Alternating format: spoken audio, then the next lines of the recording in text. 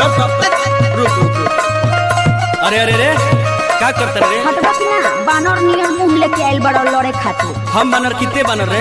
ये कूड़ा कचरा फेंके के जगह है। ता कहाँ फेंकी बोला? अपना घरे फेंक। लागत प्रधान जी स्पेशल जगह बनैले बड़े का? हाँ बनैले बड़े।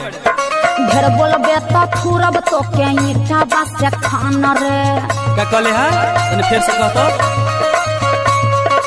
करी नहीं पूछो तोरा पूरा खाना दान रे। अच्छा खानदान पे चल गए। खानदान पे मत जो, तोरा के प्यार से समझाओ तनी समझ जो। तोरा बारे में हम जाना तनी ते कितना पवित्र हवे। नैहर से ससुराल तोरा बारे में जानता नहीं। तू बनरी तोर माई बनरी बनरे कुल खानदान रे। ससुरों में सास ससुर तुझसे परेशान रे। तोर माई के रखले हृदया पाराधान रे। तोर माई के रखले हृदया पाराधान रे। तू बनरी तोर माई बनरी बनरे कुल खानदान रे। ससुरों में सास ससुर तुझसे परेशान रे।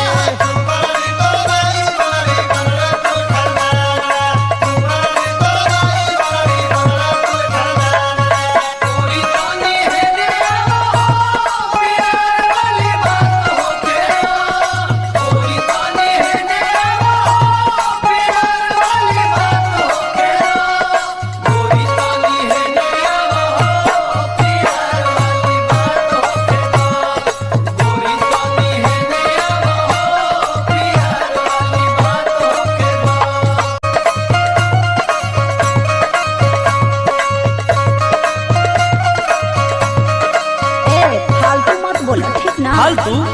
हम फालतू बोलता नहीं रे। मेहरारू लोग के दवाई हम ही जानी ले। भागना तो मारब कनवा के जरी दूध बड़ा बस। कुछ न बोल बोल सोचे विचार के मारब बेतोर हम झूठा वाला सार के। सुधर जो ना तो तुमके गणासी से कटब गणासी से।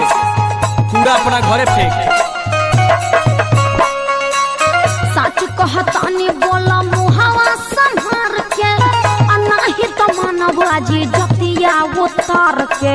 अपना के देख अपना के जो अपना बाबू माई के घरे इज्जत करी है हमारी इज्जत कर देते। कर दे हम तोहके हम हूँ बड़ी परेशान रे। कर दे हम तोहके हम हूँ बड़ी परेशान रे। तू बनरी तोर माई बनरी बनरे कुल खानदान रे। ससुरों में सास ससुर तुझसे परेशान रे।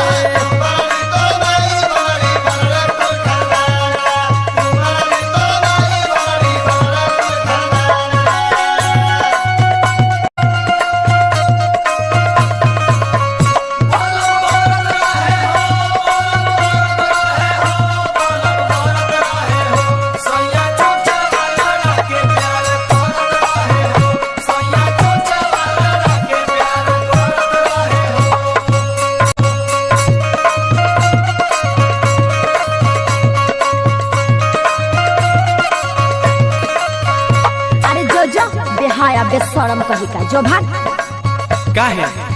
अबे समझ में आवता तोरा?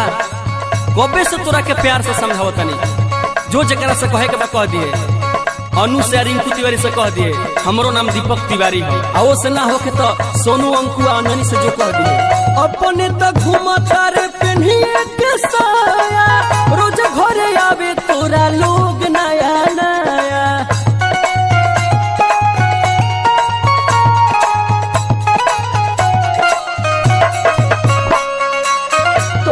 नहीं हम देखनी बेहाया तनिको तो लाज नहीं बाटे तो के हाया।